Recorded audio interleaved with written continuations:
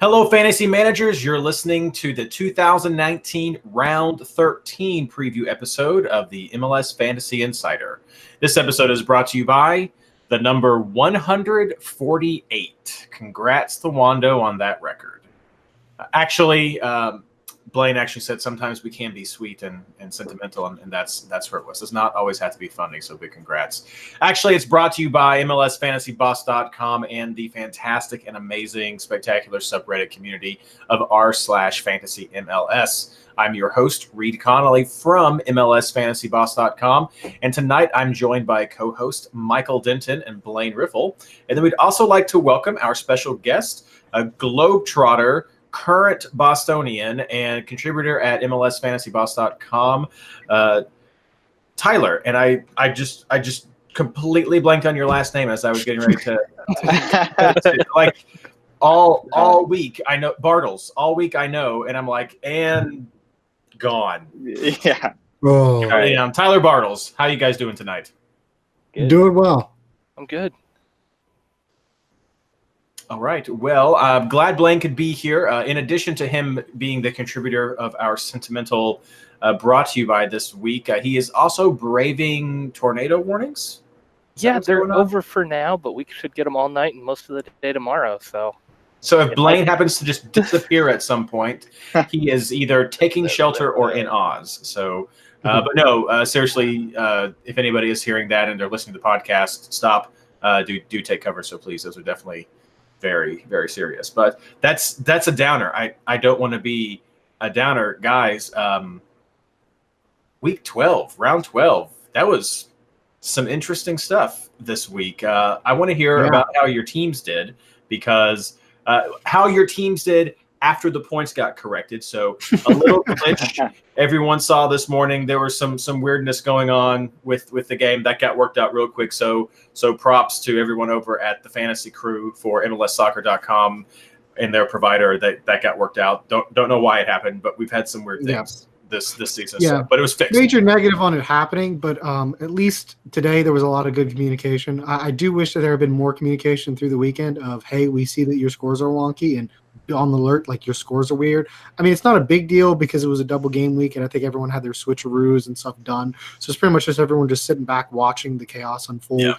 But I think in the future, just a little more during game updates. But I mean, today was good. It's like, hey, we're working on it. Your team is going to be locked, and it was good today. I just wish we had seen more of that throughout the weekend. Yeah, I like that. I was having some conversations with people, and they were like, hey, the point should be fixed. Let us know. And I was like, I still lost my head-to-head, so who do I need to complain to? Well, I mean, I've been complaining about my scores all year. They've been lower than I think they should be. So. You should just be getting tips from your son. I think this week he picked a bunch of Portland players because he didn't realize they were on a single game week, not a double game week. So I beat him. I specifically pointed that out for everybody else who was listening. I did, yeah. And you did not help your son. He picked it, and then I was like, I'm gonna come back, and then I got put on a business trip to Lake Charles. Sure. Like I 3 hours away. All right. Well, let's talk about how everybody did. Let's start with you, Tyler. I got 143 this week with an not so unfortunate Pozuelo cap. Started off really strong with those 10 points, and then that red card cut into it, but a lot better than my Jonathan DeSantos cap last week for a total of 4 points. So feeling pretty good. Ramon Torres was my surprise off the bench. Came in with 14 points. So I'm feeling good. I'm on the up. Yeah, that was definitely something we had talked about, the potential rotations of Smith, and we would throw out Torres, but both Smith and Leardom did get rotated. So it was definitely a because MLS week. Also want to point out real quick, I think, Tyler, you're rocking our first international jersey on the show with Kagoshima right there. Yes, so this is Kagoshima United. It says Satsuma Bijin, which means beautiful woman, but it is also the name of a shochu manufacturer in Kagoshima, which is like a potato-based alcohol that's really common down there. Yeah, Kagoshima United. They just got promoted to the J2, if anyone is interested in Japanese football. Oh, snaps. Yeah, forget everyone telling us who your EPL and Bundesliga team is. J League. is apparently where it's at. So I hear that when people are actually reserving their spots in line, that they will like come up and like put like a place marker on the ground and then like walk off, and that's just considered that line. I believe it. That is. I would believe it. That's it. Okay, sorry. Quick aside there, Mike. How was your team this week? I actually had a really good week this week. Outside of Figueroa putting up only 2 for Houston, I got 160 points, which I think was one of the better scores of the round.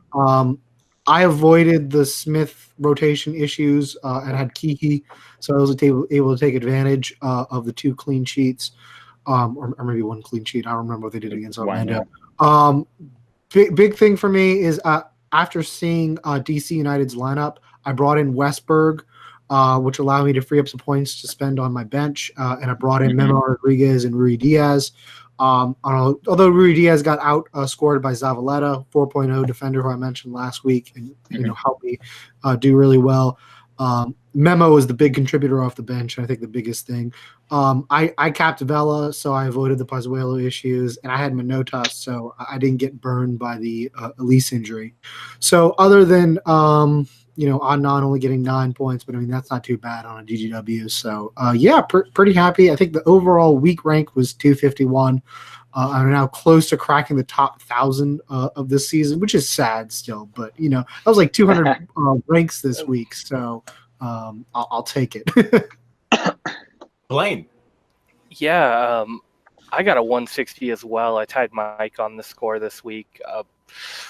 I think I shot myself in the foot, all things considered. I mean, I went with the double Vancouver defenders with Henry and Godoy, and Godoy put up 10 without a clean sheet over 2 games, which I was raving bonus points there from those 2. Henry pulled up early with an injury, which kind of cut into his bonus points there at the end. But can't really complain there. Thomas Martinez with 6 was kind of the other weak spot on my team, but everybody else was pushing double digits except Elise. Zavaleta and Memo Rodriguez on the bench, so huge points there all the way around. Sorry to my Twitter people. I had said when I saw the DC lineup I wasn't going to make any rotations for TFC defenders, and then I saw Memo Rodriguez starting game 1 and got really scared about my Willis goalkeeper. So I made a bunch of switches, put a bunch of cheap guys on the bench, and it really paid off for me. And I'm sorry, Twitter. That's just how fantasy works. It's just how it is. You're always, this is my team, and then oh crap, I gotta. And that's just it. That's just how it works. So yeah, apologies, but I mean it's kind of expected. It's kind of expected. So I didn't have a fantastic week. I had 137. I got bitten by the Elite's injury and the Pozuelo red card. Overall, I still managed to gain 1.2 million. I've seen some people posting on Twitter, talking about it on Reddit, about why their points were dropping. They'd say, hey, I got a good score, but I lost value. And we've talked about this in the past.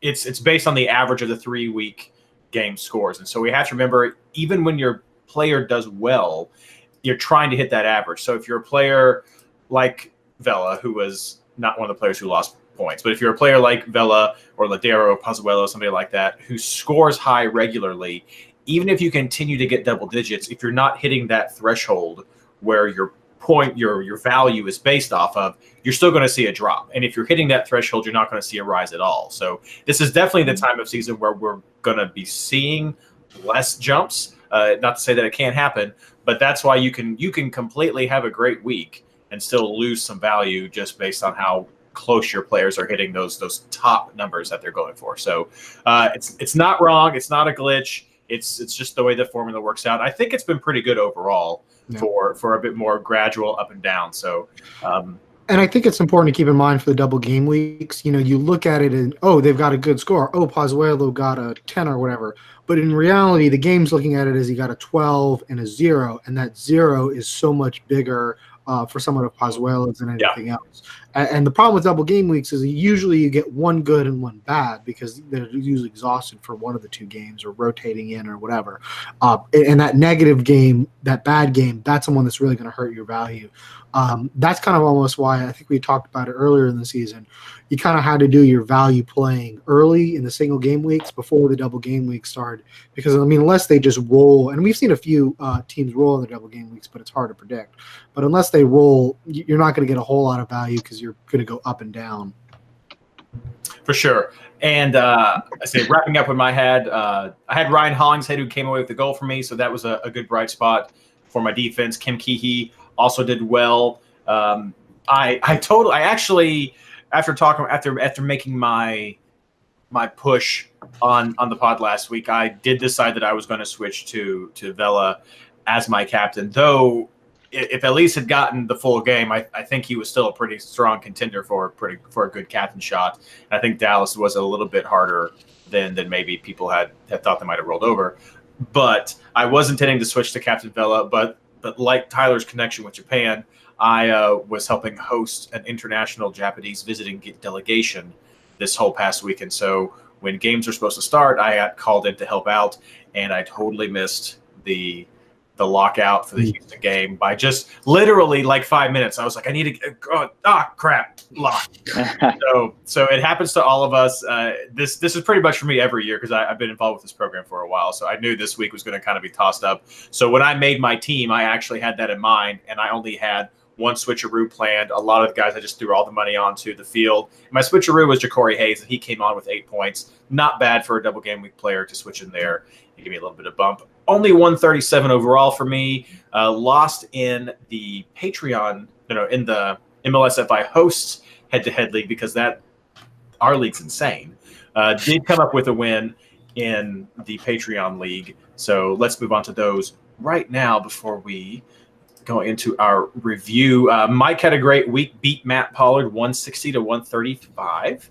Blayne also beat Dominic over there in Colorado, 160 to 97. But even with those 160s, you guys did not get top points. I lost to Phil, which I feel kind of bitter about because I was giving Phil's Dallas team the benefit of the doubt, and he comes and beats me.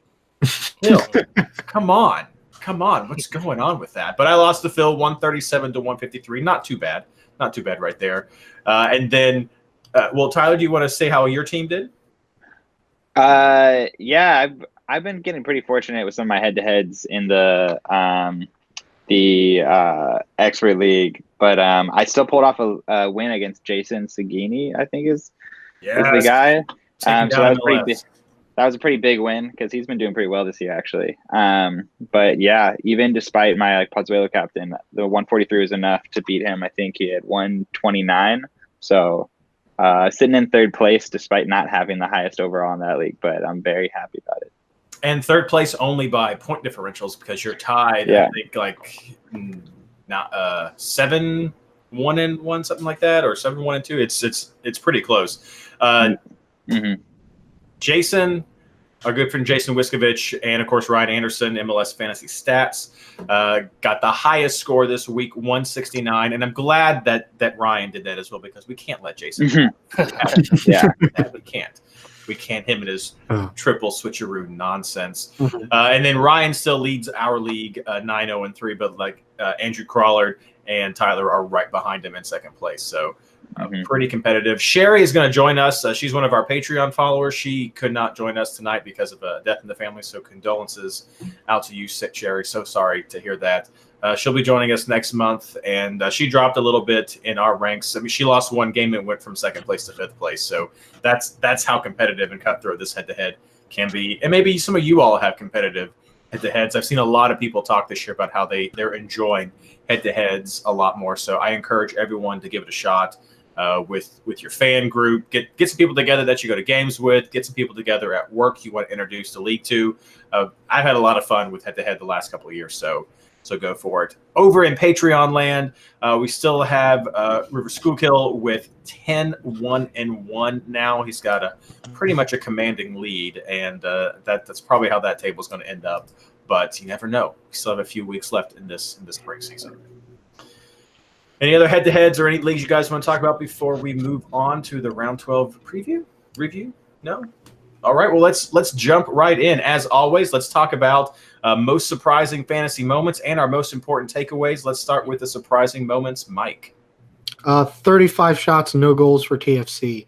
I think TFC in general this double game week was really disappointing offensively. Pozuelo's red card against RSL. We knew that was going to be a kind of a tough matchup. We kind of expected a little bit more than that. And just to take so many shots, which I mean helped him get the 10 or 12 points he had going into the last game. But I mean, they were all bad quality shots. It's been talked around in other formats, and I think I posted about it on Twitter. I think they only got 2.5 expected goals, 2.53 out of 35 shots, which I mean, you're averaging less than 0.1 XG a shot. That's really bad. It takes effort in really deciding deliberately to choose bad shots to get that low of an XG on that many shots. I mean, really, really disappointing for TFC. My next biggest surprise, we mentioned at the top of the show, Wondolowski getting 4. I mean, we didn't expect him to start and then to drop 4 on Chicago. You kind of think, maybe, Calvo's going to help that defense out and, maybe it'll be better. And, for him to just explode like that, I think everyone was like, oh, man, he's doing well. Wait, I really wish I had him on my team. Yeah, that was wild for sure. Tyler, what about you? The biggest ones for me was the lineup that Seattle came out with in their game against Philadelphia. I think they played 5 at the back. They had Jonathan Campbell. I think first start of the season. He's been playing with USL. It has not looked great with Tacoma Defiance. So I was really worried when I saw that as a Sounders fan. And then their outside backs, Saad Abdul Salam and Nuhu. Everyone loves to see Nuhu out there, but that lineup was just kind of madness for me. And it worked, but I wonder if it's something that's going to be a bit more consistent moving forward, given the call-ups that might be happening and the injuries that have been happening. Chad Marshall doesn't look like, he may not. I don't know, who knows if he's going to come back? Maybe he's just fishing on some lake somewhere, faking an injury. And I think it was the Ecuadorian, the new guy they signed, Arriaga. He got called up to the Copa America, so he's not going to be there. So that's definitely one to keep an eye on for me moving forward. There could be a lot of value there, especially if guys like Jonathan Campbell, Nuhu, and even like Saad Abdul Salam are getting regular starts. And then other than that, it's just Atlanta's inability to do anything against this Red Bull team. I mean, it is their 5th game in 14 days, so I'm sure heavy legs and all of that. But I think there's still so much more in them, and I'll definitely be watching them moving forward. For sure. We're going to try to get Tim on in the next couple of weeks to talk about that. I'm sure even if the Red Bulls aren't doing as well, he'll still want to talk about beating Atlanta. Blayne, what about you? Colorado getting a win on the road. There we go. Yeah. Season. I mean, that's and a clean sheet for that defense. Like, yes. On pace to give up the most goals of any team ever, and they get a clean sheet against the Galaxy. Of course, Zlatan wasn't there. Really, the Galaxy? Without saying, but yeah, just a lot good showing from Colorado on that one. Late goal from Shinyashiki, who is an up and coming star, just needs more time, and it's going to be really hard to break in behind Kamara and Rubio. But a super sub there, if you've got an extra bench spot, he's one of those guys you could always fill it with him. And if he hits, he hits. If he doesn't, oh well. The other one I saw is there was a lot of rotation for Orlando, and going across country to Seattle, that's kind of to be expected. But that 5-1 win over FC Cincy showed a lot of guys that I've really liked. They've been kind of creeping into my fantasy radar, and we'll talk about some of them later. But both their outside backs are getting very involved in the attack, and Akindele is finally making a name for himself. 2 goals this week. Really happy to see that there. That's giving maybe solidifying that lineup a little bit in Orlando, making it a little more predictable where we can go after some of these players finally. Those are good ones, guys. You got most of mine. The last one that I'm going to add before we go into our important takeaways, which I think we were treading that line with some of these important, surprising moments. Montreal's home loss to New England, and they had Piatti. You mean home draw? Yes, home draw. Well, it's kind of a loss when you didn't beat New England. With Piatti, no goals, 1 point. That's kind of a shocker for the momentum they had to start going. I mean, Piatti subbed on. He came in there against New England. Against New England.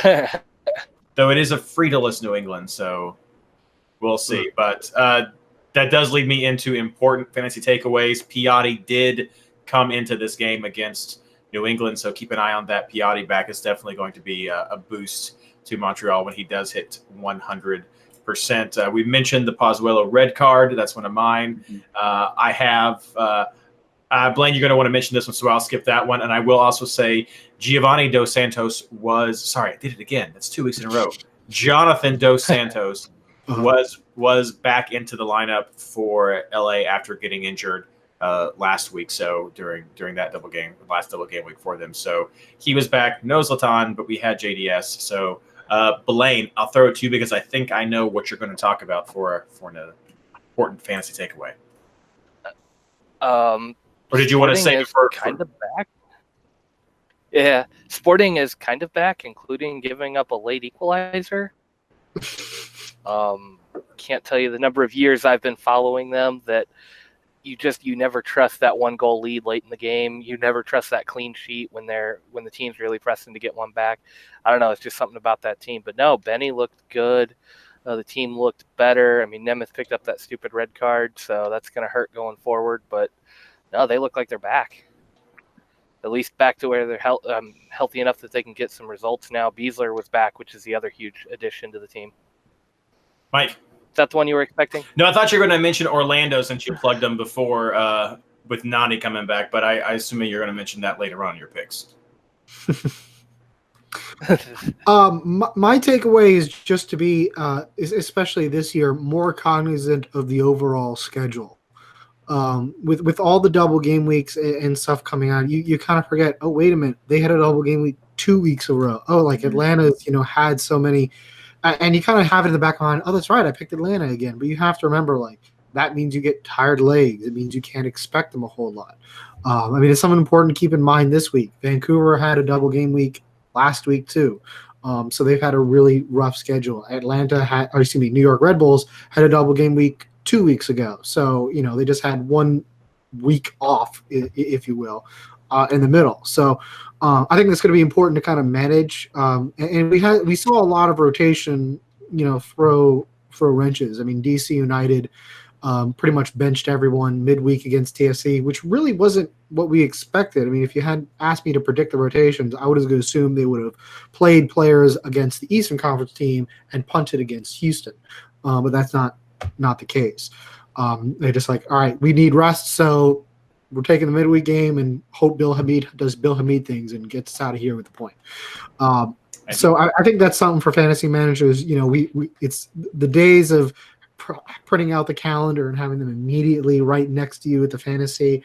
Those days are over since we don't have to plan. It's long term with unlimited transfers, but it's still important to go to MLS Fantasy Boss and pull out that calendar and see, okay, when do they have double game weeks? Double game weeks are coming up to kind of get a sense of what rotation issues coaches are going to be facing. And that's going to be even more important in the coming weeks with the international absences starting next week.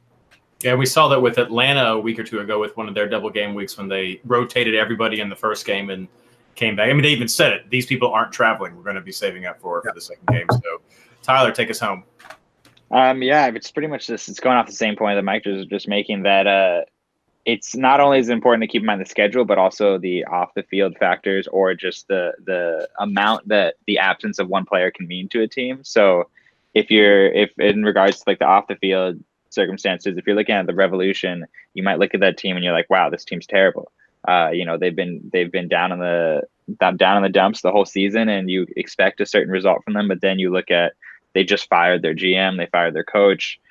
And usually there's like a little bounce back from situations like that, especially in a team that seems to be reacting as negatively to their current the situation that they had in management. And so, maybe you could have seen this coming. Maybe you could have seen them putting up a little bit of a fight. And then likewise, just missing pieces, like key pieces, especially like what Jonathan Dos Santos means to LA Galaxy. You can see it when he's in the team and when he's not.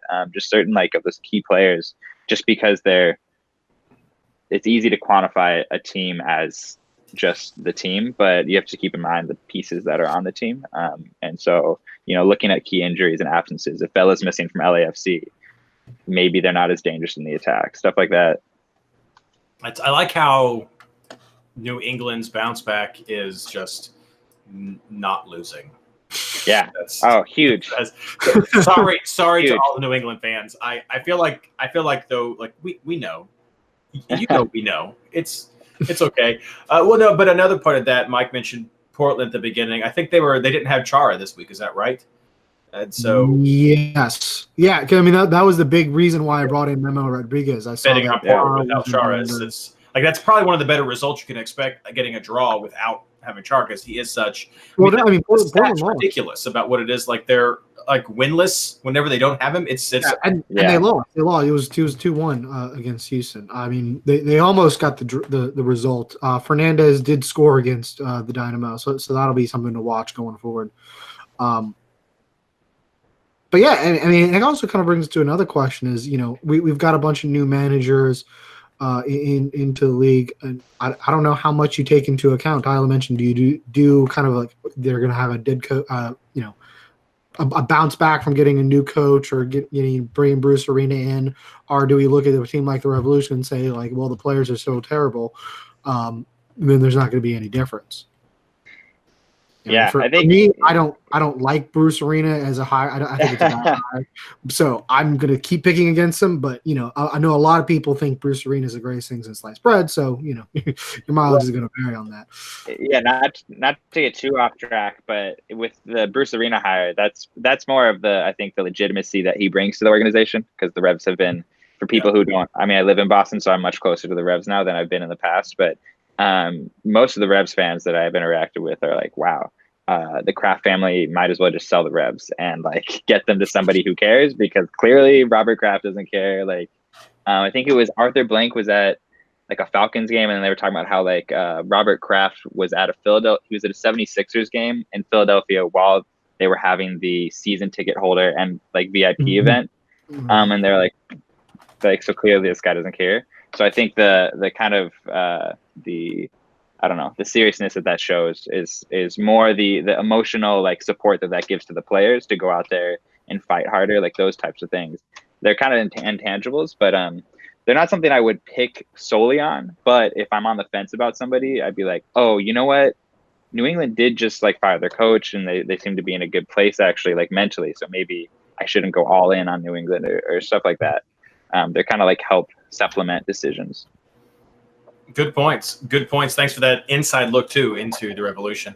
For the final points, I've got two little talking points I want to go over real quickly. One of them is a question from Twitter from Paul Morizzo, and he said, help me understand the strategy of putting two blank defenders in the lineup.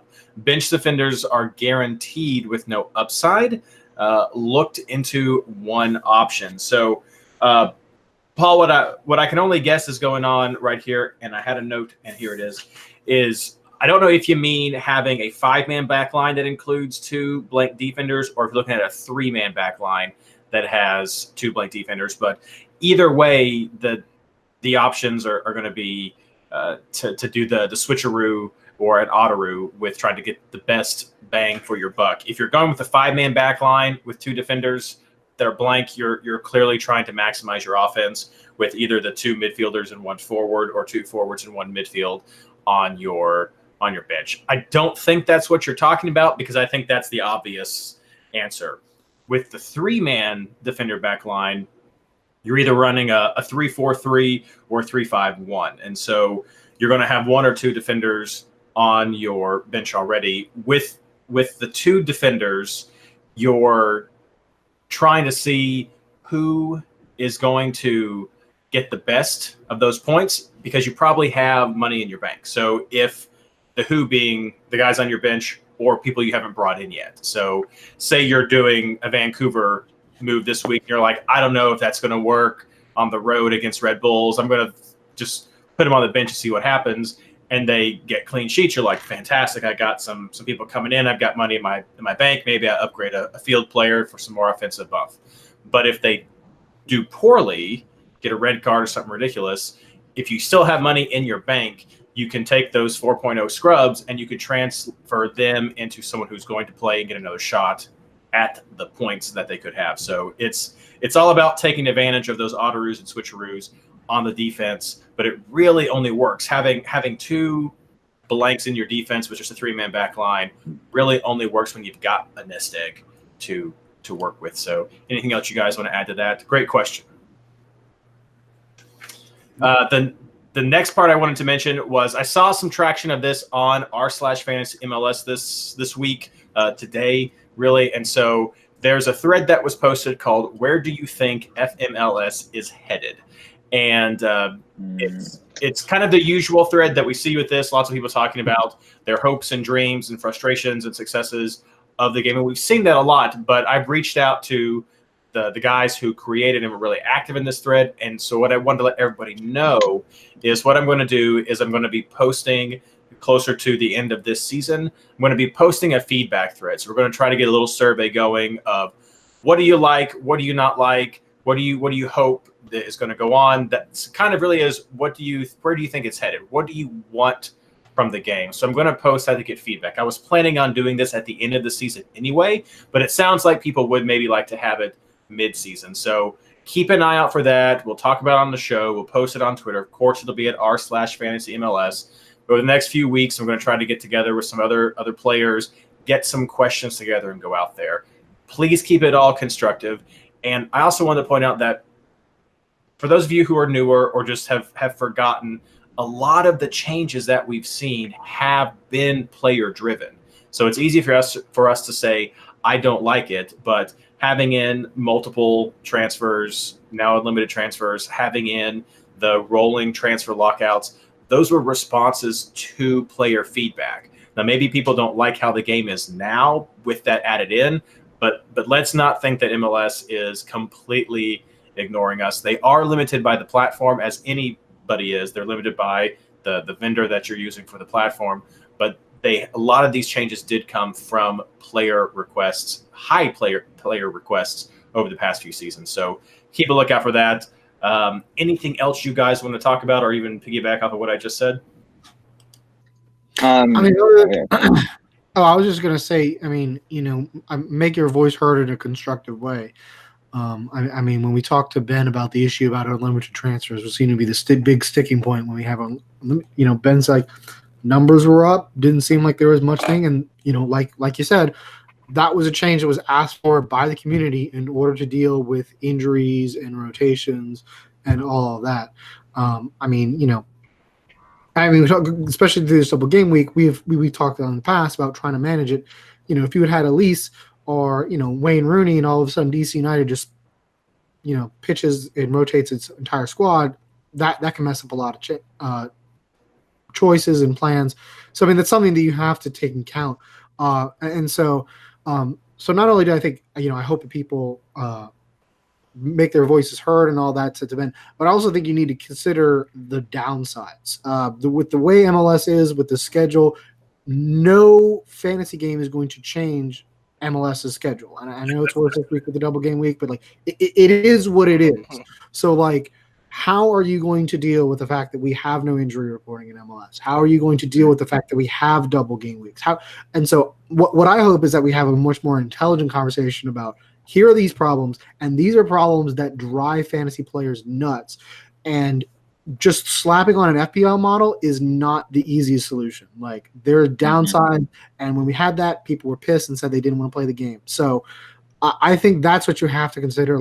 Whatever MLS does is going to have a downside and a negative. And what's been kind of frustrating me the past few months, and I'm sorry this turned into a little bit of a rant, but it's people who are arguing that FMLS needs changes are FPL is a perfect system, that there's no downside. Yes, there are downsides. There's downsides in limited transfers. You have to do stuff in the weekends. We have switcheroo, auto-roos, and maybe there's corrections to that.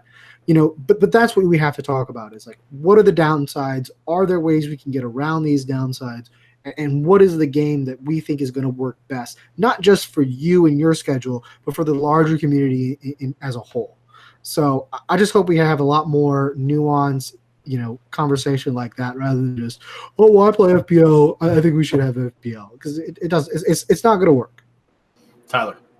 Yeah, no, and on top of that, separate point that I was going to make, but the weather people don't account for the fact what happens when your game gets postponed due to the lightning, like in the Dynamo game, or what happens like Colorado Seattle game got snowed out earlier in the season. So stuff like that too is really hard to account for. So I completely agree that there's downsides and upsides, and not to mention that this season one of the greatest things I think they did was they added the free jersey every week for the top scorer. So that was something that I'd seen a lot of people on Twitter talking about. I think Bundesliga does it, the Bundesliga Fantasy.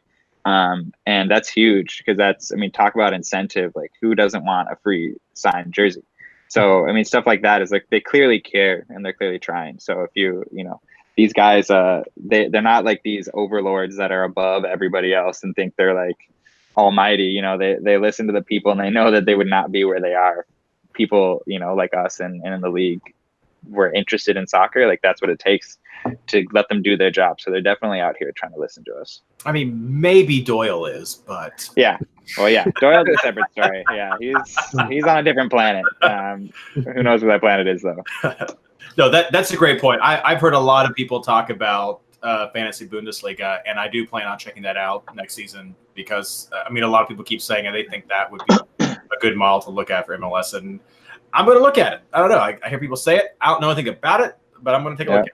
So, all right, guys, thank you so much. Keep a lookout. I want to jump in there really quick. Don't forget that, 4 of the guys that are kind of involved in these decisions are playing the game regularly. And that's Warshaw, Doyle, Weeby, and Ben Bear. And they're all in our host league with us this year. So, these guys are regular players. They are just as much consumers as we are on this. And one positive for the changes, Weeby has only missed one lineup, I think, this season. No, he missed this week. Weeby is – so 2 now, I guess. Weeby's no longer the running joke about missing lineup. So if you want to talk about casual player experience, Weeby's your prime example right there. So keep that keep that in mind as you guys look at some of these changes that are going on, because the guys making the changes are players as well, and they're not always changing it to better suit them. I think a couple of them really like the fewer transfers and a little bit more strategy, but they're seeing the community grow and the player base grow with these changes. So keep that in mind when you're doing your criticism. If there's a negative play experience, that's what they want to hear about too, as why it's bad for the game, and then offer a way to correct it. That's what I can always say with any game, but especially this one, is if you notice something's really wrong, speak up, but say why it's wrong and say how you would like to see it corrected, more than just, oh, this sucks. For sure. ETR has become the benchmark. It's like, okay, Weeby's playing fantasy more, so it's okay. A lot of general managers are like, hey, you know what? Bobby Warshaw on ETR said that we have good players. So we have good players, so I should keep my job. They're moving up. Yeah. All right, well, let's move on to our Patreon housekeeping section. Thank you so much, all of our Patreon donors. It's been such a great ride to have you guys here and getting people on the show and interacting with people on Twitter and email. Please always keep sending those questions, keep sending those emails, communications. We're glad to be able to provide something great for you. If you don't know what Patreon is and you're listening to the show, it's probably your first time listening, and you should check it out over at patreon.com. That's patreon.com/MLSFI. And it's just a great way to have our community going. People help support our show monetarily, and then in return, we get prizes and swag and all kinds of fun stuff. So it's a great community that sprung up, and I'm just so humbled to be a part of it with all of you guys here. But talking about our housekeeping, this is still a double game week. It doesn't feel like it because we don't have 400 teams in a double game week. We only have 2. And those teams are New York Red Bulls and Vancouver. They kick things off on Wednesday, May 22nd at 8:00 p.m. Neither team has a double home game or a double away game, so take your picks accordingly there. No team is on a bye, but if you're looking for switcheroo options, San Jose is really great. They still have a lot of 4.0 players available. They play the last game of the week, so it's easy to make those transfers accordingly. And also Toronto's got some 4.0 players, and that's who they're playing. So those are the 2 teams I would look at if you're trying to set up a switcheroo or an auto-roo or any kind of a-roo that you're looking for. That's about it for the housekeeping, except for Mike. Injuries cards in this thing called the Gold Cup? Yeah, well, it's not just the Gold Cup; it's the Copa America. That's going to bring in players like Ladero and others. Quite frankly, there's too many players for me to list. But go on Twitter, go find the provisional rosters for, I believe, both the Gold Cup and the Copa America are out. Those absences will start kicking in next week, I believe. And what you'll see is a lot of people called into camp. And then the rosters will be cut down and some people will be released back to their teams. At least that's my understanding of what's going to happen. It's going to hit a few teams hard. I know Seattle is going to be one of those teams that's going to be hit hard. Tyler mentioned it earlier. But anyway, go on and see that list, because it'll be something we'll be talking about a lot next week. As far as injuries and red cards, there was a bunch. Pozuelo, obviously the biggest red card that happened this week. Cleaning up from the week before, Zlatan was suspended for 2 games, so he's going to miss this coming week against Orlando City. Greg Garza returned from injury and was stretchered off with an injury, so I'm expecting he's going to miss significant time. Beitashour left, I think, at the 32nd minute with an apparent left hamstring injury. Let's see. Other discipline issues, Dom Dwyer, we believe, has been suspended for yellow card accumulation. That's according to Jordan Culver, who says he's not been eligible for the good behavior bonus or incentive that knocks one off. Now the disciplinary page hasn't updated because they don't do that. But at least on Mondays they don't do that. So be aware of that. I haven't seen any. There aren't any Red Bulls or Vancouver players from last week on there, so I don't know of any ones that have been suspended for that. But be aware of that. And Christian Nemeth also received a red card for Sporting Kansas City, so they'll be a little bit shorthanded up top. And then I think that is all of the big red card, yellow card issues that we have going on. All right. Thank you, Mike. Let's move on to our ESPN Plus Round 13 preview. As always, had somebody ask last week, hey, Reid, you mentioned this ESPN Plus thing, but I can't find it on your webpage. It's right there in the sidebar, right around the chat. Just click on the big ESPN Plus logo, find out how you can get streaming right to your house, $5 a month. ESPN Plus has a lot of the games. I really like it, and I'm actually probably going to switch up some of my subscription streaming options because it's doing pretty well for me for what I want to watch most of the time. So check out ESPN Plus right now. You can, again, find it through MLS Fantasy Boss right there. Easy peasy. I'm going to switch up this order from the rundown, guys. So we're just going to jump straight into our keepers, defenders, and shutouts section. Blayne, who are you looking at? Yeah, double game week. So start off with your double game week players. Crepeau did pretty well this last week. 7.1 might be a touch expensive, but throwing him in for the double game week, put him on the bench, obviously. They'll play their second game at the same time with that. I think you'll have 3 games to choose from after that if you want to go with it. But the way he's been playing, I'm looking for a clean sheet here in at least one of these games. Follow that up. Henry is injured, so Godoy is probably your next best pick for consistent bonus points for Vancouver. And shouldn't be a rotation risk there. Adnan is on my short list. I haven't figured out what I'm doing with the third Vancouver spot yet, but it's kind of up between him and a couple of attacking players. As far as Red Bulls go, I don't necessarily trust this Red Bull defense with these 2 games. I know FC Cincy has been hit and miss, but I just really don't trust that defense. So I'm going with Tarek at 6.8. Really good average there. Maybe throw another guy on the bench. Not sure what I'm doing with that spot yet. And then maybe a surprise pick, clean sheet shout out. I like Ruan from Orlando this week. LA without Zlatan can be a little risky. The way this offense is going, both fullbacks are getting forward and putting in crosses. I know Ruan got an assist this last game. So at $6 million, that's kind of a sneaky pickup there, either for your bench or just to put in your starting lineup and roll the dice with. Not bad. Mike. I went all double game week in the back. I have Louis Robles as my keeper, and that's mostly just because I don't really trust Vancouver to get the clean sheet, whereas I really like the Red Bulls.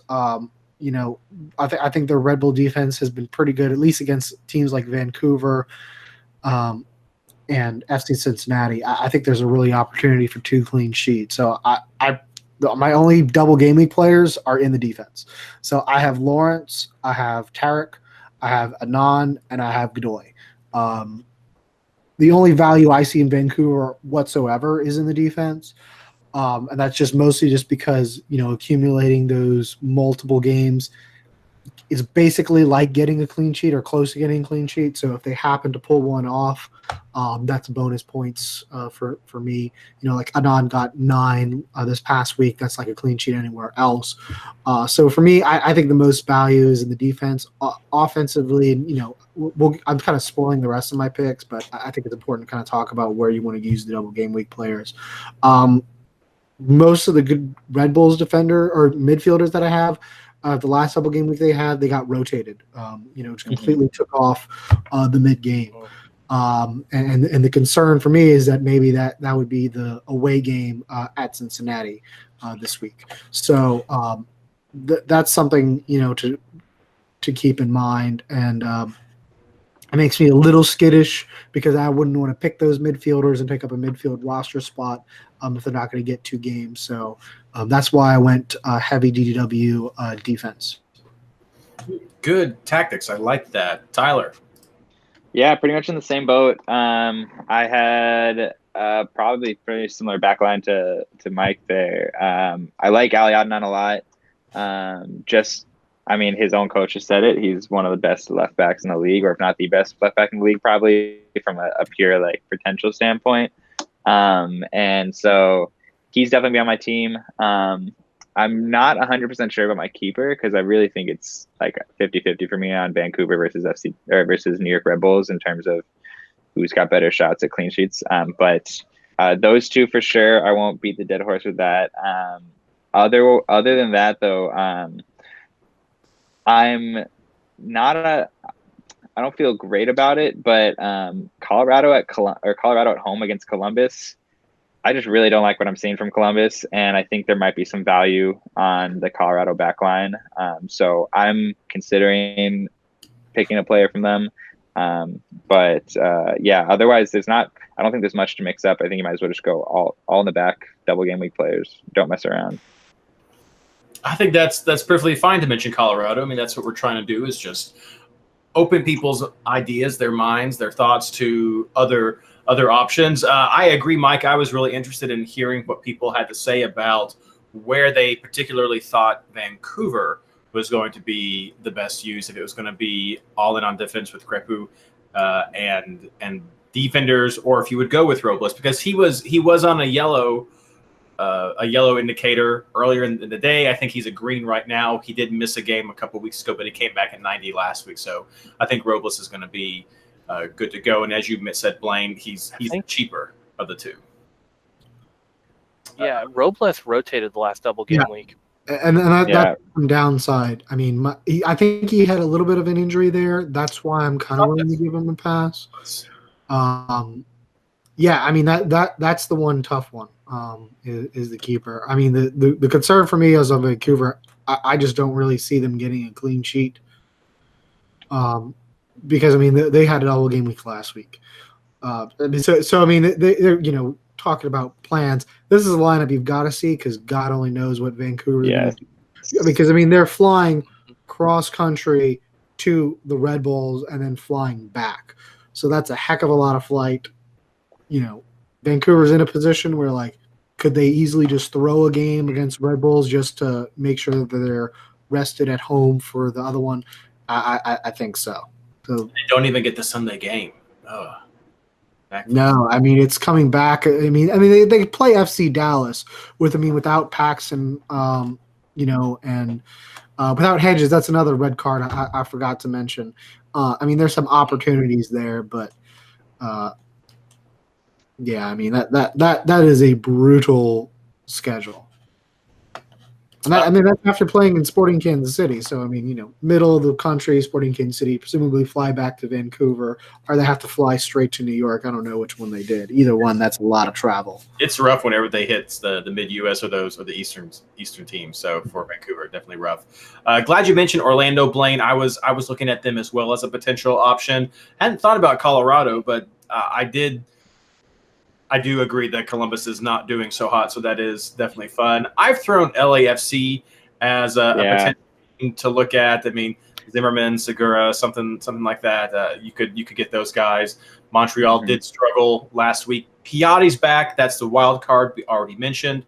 But LA's been doing well at home. Montreal is going to be on the road again. I've got some of the stats here about home chances to concede. And, of course, Portland and Montreal on the top because Portland hasn't played at home and Montreal's hardly played at home. And then right after them, of course, so the legit number one there is LAFC when they're at home. They're conceding almost only one goal every 2 games. So it's great. New York City is right after them, Mike. So that's good for you guys right there. So they're pretty tough at home. So I think if you are looking for another option, maybe not a double game week player, then that's a good team to look at as well. That covers some of the questions I wanted to go there. You guys are really great with that one. Nailed it. Let's move on to midfield, Mike. Well, we talked about Orlando. I have Nani. I know the Galaxy's defense has been better, but I think they tend to lose a lot without Zlatan's threat going forward. And so with Nani healthy, I really like that. I'm going to stick with K. Montreal hasn't been as strong defensively as they have in the past. I know they got a clean sheet this past week. But I just don't think that they have enough to handle LAFC. I have Ladero. I know SKC is getting people back, but I don't think they have enough to withstand Seattle. And now that Seattle is going to get rest, I think Ladero will have some opportunities. And then I have Memo Rodriguez on the bench, just kind of worked out budget-wise. Minnesota's been better, but I don't think they're still good at home. With Elise having an injury and being out, I think Memo Rodriguez might see an uptick in responsibility. I know he's been really, really good, so I have him on the bench because worst comes to worst, he'll probably get me a price rise. Right, Tyler. Oh man, that looks it's pretty similar to mine. I'm going with Ladero again. He's just too consistently. His just floor is really high, and I can afford him, so I'm gonna have him. It's hard at the midfield. I want to find some value in just because forwards are so expensive these days. But I'm definitely gonna have Nani as well. And then outside of that, K is one that I had this past week. But one I'm playing with that's a little bit cheaper is Katai, just because for Chicago, just because he's been the bright spot of Chicago. And every time I want to not believe in him, every time I watch him, he just plays insanely. So I might give him a shout, but one I'm considering that's more affordable that I might go in for switcheroo is Jackson Ewell for San Jose. He's at 7.2 mil. And San Jose put up 4 this week and have looked fun to play, looked fun to watch. And they're playing Toronto without Pozuelo. Toronto's looking good, but they're not back to winning the old winning ways, especially without Pozuelo. So I think Jackson Ewell could be a good switcheroo. Outside I really of that, considered San Jose defenders talking about Toronto without Pozuelo. Oh yes, that's. I didn't end up putting any of them in my picks, but if we're talking about throwing out ideas, Shea Salinas is not a bad pick this week, I don't think. Yes. Shea Salinas that's a great point. No, that's a great point because that's actually one that Shea Salinas is someone I've been preaching for the whole season. I completely forget about him when I have the chance. Defenders that play in the attack, especially as consistently as Shea Salinas, I think almost always warrant a place on your team. So thank you for reminding me that because I might have not even picked him this week if you hadn't said anything. I've been getting so distracted by these double game weeks that I just forget about the real game, and I'm all in the double game week game. So yeah, definitely Shea Salinas, and then Jackson Ewell is my other one. And then we'll see the lineups of the Red Bulls and the Vancouver game might make me change my mind last minute if I see something that I like or a favorable matchup. Blayne. Yeah, so I had a lot of trouble with my midfield today. Nani and Rusnak were kind of the two I liked right away to bring in. Yeah, what is it? Rusnak's playing the home game against Atlanta, and Atlanta's defense has been hit and miss, and RSL at home has really been turning on the Jets. On the road, they still struggle. So I really do like this game, and this is a Friday night game, so this is another potential bench option if you have the money as well, just to see what happens. Imbaum and one of the New York midfielders will probably end up on my bench this week. There's too much potential there with the double game week. Imbaum rotated this week some. He did not start the Sporting game. He did come in off the bench, but he didn't start that game. And I think the plan was not to play him at all if they could help it, but due to an injury, they had to.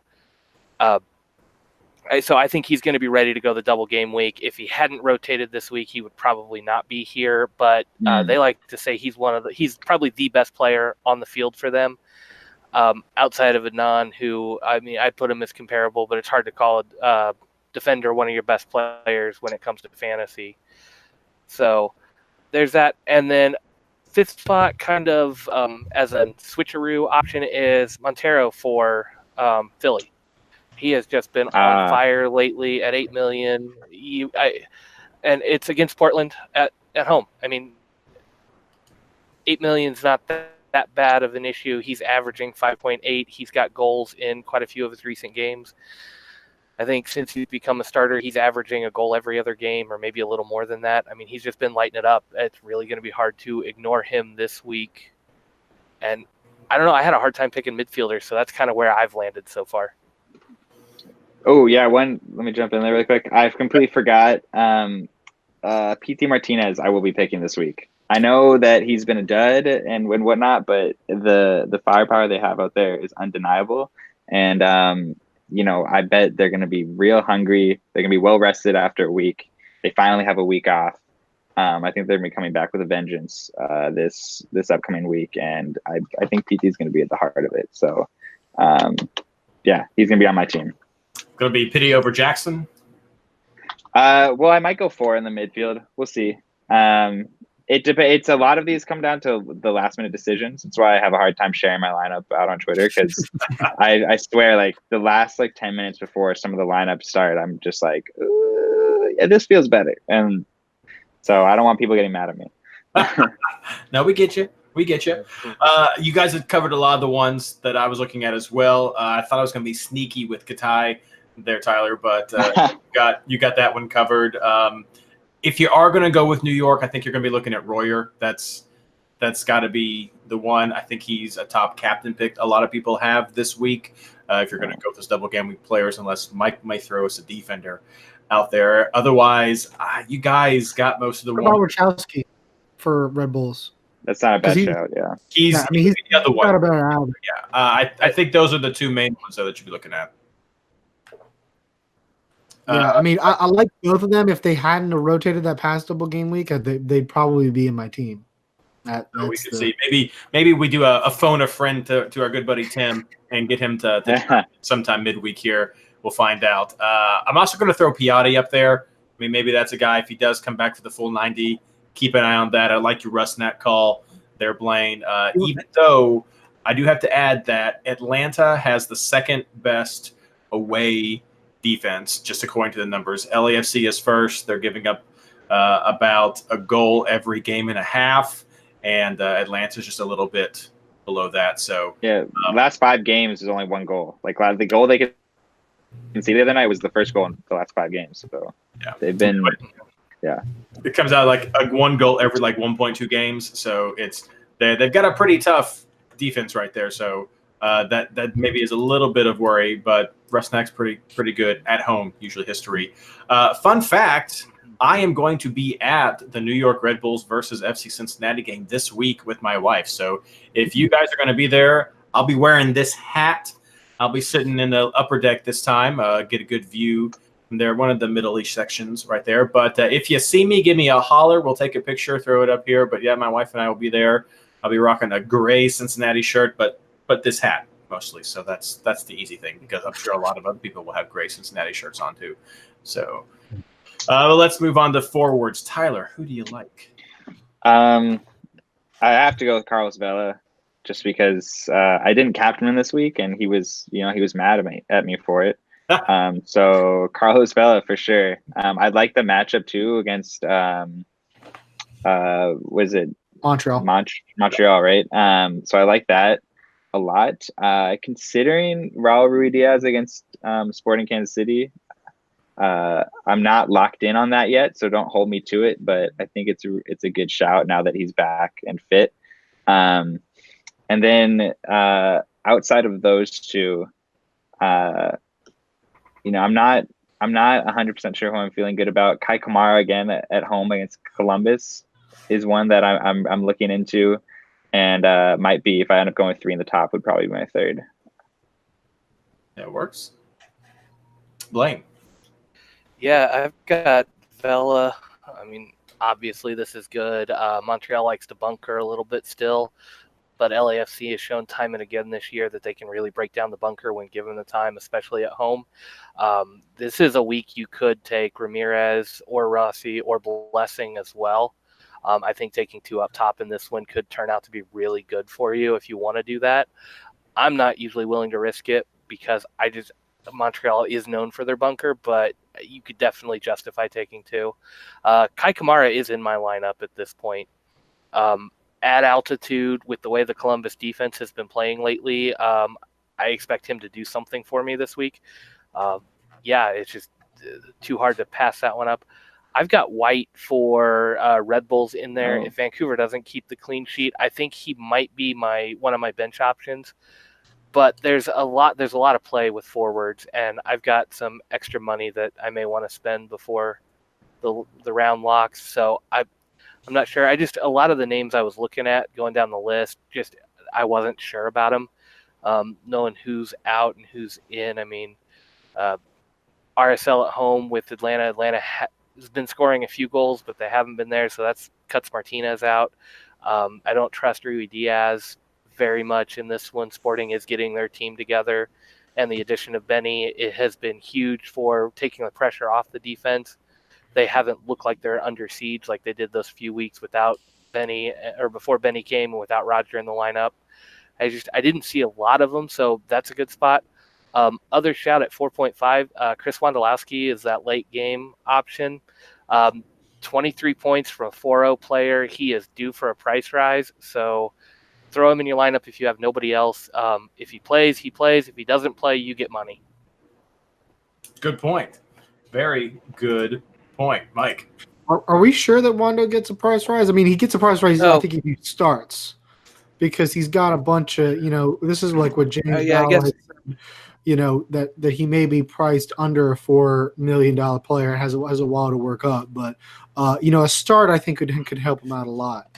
So hopefully he gets a starting. I mean, you would think 4 goals is enough to keep your spot in the starting lineup, but, because MLS. So I also have Vela in my forward picks, but I have 2 different forward picks for the rest of them. I picked Wayne Rooney to start. I said earlier, I don't like the Bruce Arena pick. And regardless of whether or not you like him, it's going to take a while. And that defense is bad. They conceded. I don't think Bruce Arena or just a Bruce is going to stop a hungry DC team that, really kind of gets off the schneid after a rough week. So I like Rooney in that one, even though he's on the road. And then on the bench, I have Hebert. Chicago just gave up 4 goals to San Jose. Their defense has looked a lot shakier recently. And Hebert at 8.9, he's a really good budget option. And he's been scoring a lot. And not just goals from himself, but being involved. When he started, he hasn't gotten less than 4 points. So he's got a pretty good floor considering his price. So, I know it's the homer pick, but I think there's some good. I mean, he's got an average of 5.43, so that's pretty good for a forward who's under $9 million. So that allows you to put him on the bench and see what happens. So, I think especially with New York City is doing as far as counterattacking could really trip up Chicago, which has been trying to possess more. I think they're probably really vulnerable at the back, and that'll create some opportunities for Hebert. Not so crazy, Mike. I don't think. I've also got Villa. I've got Kamara as an option, as you guys have both mentioned, and I've also got Rooney. Feeling the same thing against New England. They're one of the bottom teams as far as home chances to concede so far. Just a hair over 2 goals per game when they're at home. So definitely like that. And then, DC, it's about a goal a game on the road. So I feel like that's a pretty good chance for Rooney to make something happen there. But pretty standard picks, I think, going on. You guys have covered a lot of what most people will likely be looking at. Yeah, especially with Nemeth on the red card and Pozuelo out. I think those would have been 2 other sneaky options to go with that are not so sneaky anymore. All right, so the 2 questions I didn't ask at the beginning, just going to throw those in right now. Are there any players who are, for you guys, a hard avoid this week? Like, definitely just don't even bother with this guy. Just anybody feel free to chime in with this. And then what game do you guys think will be the best game for fantasy points? It depends on the lineup, but we just went through talking about a double game week with the Red Bulls with favorable matchups, and nobody mentioned BWP at all. He's been hurt, so I don't think we'll see. Even if he starts in the first game, that second game on turf, that's rough. I think you can see a lot of rotation, and frankly, that's kind of the concern for the Red Bulls this week is that you might see that lineup at RBA. And then you see the rotation on the back end when they get to the turf at Nippert. Less so for Vancouver because it's home, but they're both playing on grass in the midweek and going to turf. So I think BWP is probably the big one for me. The thing that has me wondering about rotations at Cincinnati, and they very well could. You guys have great arguments there. There's Open Cup history with New York and Cincinnati, and it really makes me wonder if that's going to be like, no, we need to represent, we need to take it to Cincinnati because of that history. Honestly, for me, I think the bigger thing is that the Red Bulls have started the season so poorly, and they just need to make up points. That too, yeah. They may be in the position of what, particularly for BWP, I wouldn't see him as a start. But as far as other players, like Robles, I could see Chris Arnaz saying, we just got this big win against Atlanta. We need to take advantage of that, get a big 9-point week, and then we're back in the discussion, not only for playoffs, but for hosting, that first round of the playoffs and all that. And really the East is so wide open, a good 9-point week. We saw it earlier in the year with New York City getting the 7-point week. If you take advantage of the double game weeks and turn them into wins, you shoot up the standings so quick with the East so tight. But I don't think any of that applies to BWP because no, for sure not. And so I think that would be someone to stay away with from. And maybe that's a bad argument fantasy wise, but I think that's going to be real for Cincinnati. Is like there's beef with New York, and so that's going to be a team that's going to get the engines going for FC Cincinnati. And how does that look for your team if it's like, hey, we had this great win against Atlanta, we're probably going to do well against Vancouver, and then Cincinnati beat us. That might. We're struggling. I'm hoping that's what happens. I'm not hoping that happens at all. Shame. But I hope that Cincinnati beats you. You said that Cincinnati beats us. Is that what you just said? I thought you meant like you're hoping that. I see. I misunderstood. Thank you, Mike. You're welcome. Anybody else? Just any just clear. Just avoid. Do not even think about this guy. Players. For me, go. Yeah. BWP was yours, Tyler? Yeah. Mine was Blayne. Yeah, mine was similar. But mine was just personally, I'm just avoiding the Red Bulls offense in general, just because of the propensity to rotate, because they're such a system oriented team that this past week you had Brian White, you had Barlow, it could be BWP up top. You never know who's gonna come up next from Atlanta United or from Red Bull New York too. And then it's just it's not worth it for me. I don't think a double game week's going to mean that much for them. There are one or two you could look at, but it's just, I think there are better options elsewhere. All right. Final question then, just before captains. Which game do you guys think will be the best one for points? That's tough. I mean, for me, I'm going to have Red Bulls Vancouver because I can easily see that as a 0-0. So I'm kind of like all the clean sheet points. And honestly, I don't really see a whole lot outside of that. The only one I could see actually being a high scoring one is depending on how Chicago comes out against New York City, because we've seen them be kind of really high flying, and I could see that being kind of a ping pong game, even though New York City's been better defensively. I also kind of see Colorado Columbus as being one of those games, because Colorado, outside of this past week, hasn't been good defensively. Columbus has really struggled defensively. So I could kind of see Zardes as a sneaky pick this week. We didn't mention about him. But I mean, you have two struggling defenses, Columbus desperate for points. I could see them kind of going back and forth in that one too. All right. Now what everyone's been waiting for. Let's talk about captains, and I'm really interested in hearing how you guys answer this one. Blayne. If twisted my arm and told me I had to take a double game week player, it would be Godoy, and I would be going defense. I think he's got the best chance for bonus points, throw in a clean sheet there. I could see a 13, 14, up to about 16-point week out of him. Not bad for a captain if you're going to take one for a double game week. Now, outside of that, it's Vela. Again, I don't think you can really bet against him at this point. I don't trust the Montreal defense this week.